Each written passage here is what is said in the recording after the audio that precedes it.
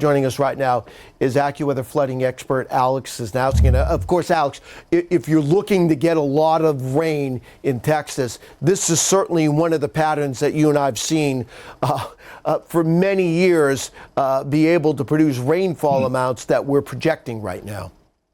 Yeah, it's a slow-moving upper low or a mid-level low, what we mean in the middle part of the atmosphere. And what that represents is a puddle of chilly air.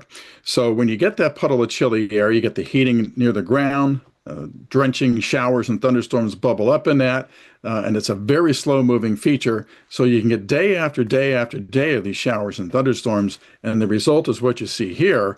A tremendous amount of rainfall. This goes right on through Sunday. We've already seen about an inch or two across a good chunk of those darker shaded areas there, and more is coming. You can get 1 to 2 inches of rain an hour in some of these more drenching thunder showers. That won't sit very well. The soil in much of this region here is moist to saturated, so a lot of it's going to run off. Areas to the southwest of Austin and San Antonio, as you and I were talking about on the air, off the air, is very hard pan. So the soil moisture that doesn't matter, it just runs off whatever downpours you get. Alex, major rivers that are going to be impacted in this area. Number one, that's my first question. Number two, how bad can the flooding be along these rivers?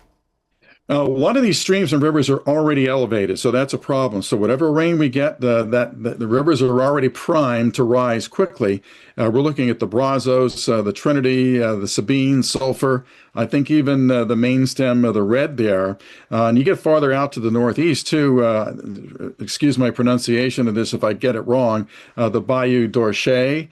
And also the Arkansas River over in Arkansas, because this extends over into Arkansas as well, pretty much along the I-35 corridor, just to the east a bit, and also segments of I-30 and I-20 in this zone will be hit by the rain the hardest. Alex, also, you and I talked. We both have the concern, and we may be adjusting this.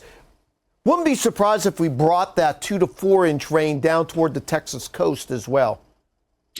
Yeah, what's been happening with this kind of a setup is the thunderstorms erupt during the day over the interior, central, interior, southeastern Texas.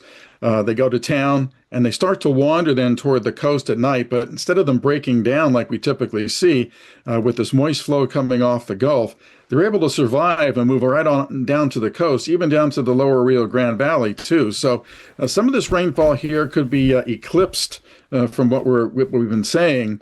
So that means Houston, I mean, you can get a torrential downpour, you get an inch or two of rain, and folks there know that when you get that kind of rainfall in an hour's time, which is possible, it can certainly lead to some street flooding.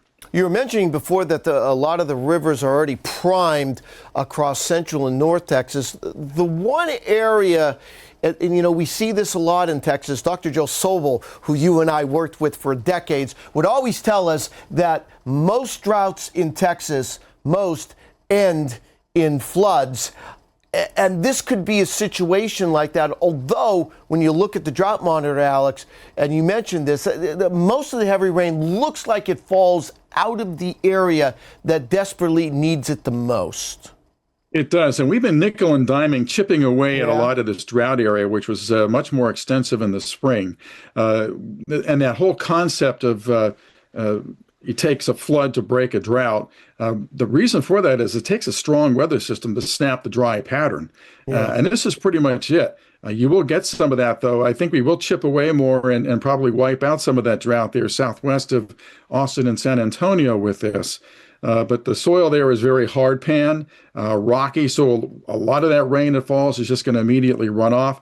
That can lead to flash flooding. Watch those dry washes, the low water crossings. They can be raging torrents in a matter of minutes in a situation like this. All right, AccuWeather flooding expert Alex Sosnowski. Alex, thanks again for joining us here.